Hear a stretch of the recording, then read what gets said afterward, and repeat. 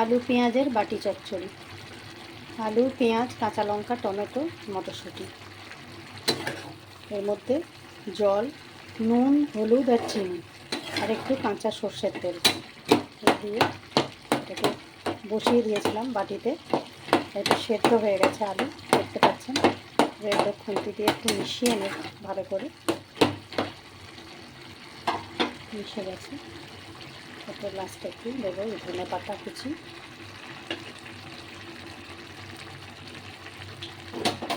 ধনে পাতাটা একটু ভালো করে মিশিয়ে নেব। খেয়াল রাখবেন যাতে ভালো করে সেদ্ধ হয়ে যায় আলু। তারপর দেবো আর একটু কাঁচা সর্ষের তেল। ব্যাস রেডি আলু পেঁয়াজের বাটি চচ্চড়ি। রুটি, পরোটা, মুড়ি, লুচি, ভাত সবের সাথে খেতে পারে।